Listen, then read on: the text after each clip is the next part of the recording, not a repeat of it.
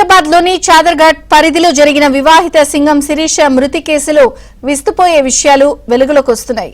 శిరీషను ఆమె భర్త వినయ్ కుమార్ ఆడపడుచు కలిసి దారుణంగా హత్య చేసినట్లు పోలీసులు ప్రాథమిక నిర్ధారణకు వచ్చినట్లు తెలుస్తోంది.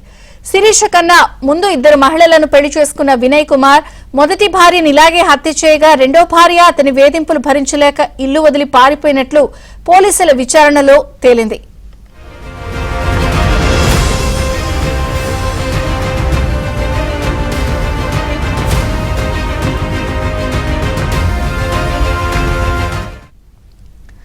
శిరీషను కూడా వారు కొంతకాలంగా మానసికంగా శారీరకంగా వేధిస్తున్నారని పోలీసుల దర్యాప్తులో తేలింది. తల్లిదండ్రులు బంధువుల అండదండలు లేని శిరీష వారి వేధింపులను చాలా కాలం మౌనంగా భరించింది. కానీ ఇటీవల వేధింపులు మరీ ఎక్కువ కావడంతో భర్తతో తరచుగా గొడవలు జరుగుతున్నాయి. ఈ క్రమంలోనే శనివారం అర్ధరాత్రి శిరీషకు ఆమె ఆడపడుచు సరితకు మధ్య గొడవ తలెత్తింది. ఇద్దరు ఒకరిపై మరొకరు తీవ్ర స్థాయిలో పరుష పదజాలంతో దుర్భాషలాడుకున్నారు. క్షణికావేశానికి గురైన ఆడపడుచు శిరీష్ను కొట్టింది. దీంతో శిరీష్ ఆమెపై ఎదురు తిరగడంతో భర్త వినయ్ కుమార్ కూడా తన సోదరి సరితకు తోడుగా దాడికి దిగాడు.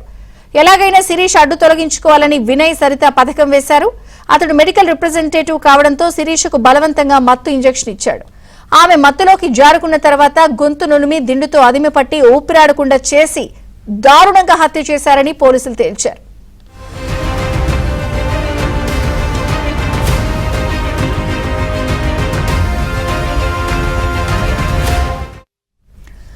ఆదివారం ఉదయం ఏమీ తెలియనట్లు అన్నా చెల్లెలు ఇద్దరూ కలిసి శిరీషకు ఛాతీలో నొప్పొచ్చిందని నాటకం ఆడుతూ ఆసుపత్రికి తీసుకెళ్లారు.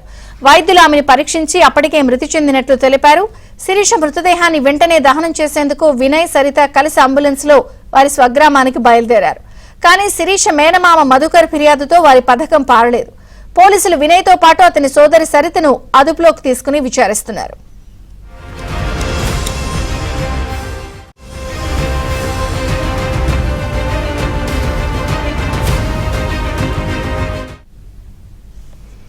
శిరీషకు తల్లిదండ్రులు లేరని తెలుసుకున్న వినయ్ కుమార్ ఒక పథకం ప్రకారమే ఆమెను ప్రేమిస్తున్నట్లు నటించి పెళ్లి చేసుకున్నాడు.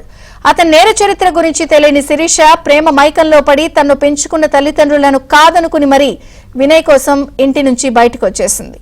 కానీ పెళ్లైన కొద్ది రోజుల నుంచే శిరీషను వినయ్ కుమార్ ఆడపడుచు సరిత ఇతర కుటుంబ సభ్యులు వేధించడం ప్రారంభించారని, చివరకు భర్త ఆడపడుచు కలిసి శిరీష్ను దారుణంగా హత్య చేశారని పోలీసుల విచారణలో తేలినట్లు సమాచారం.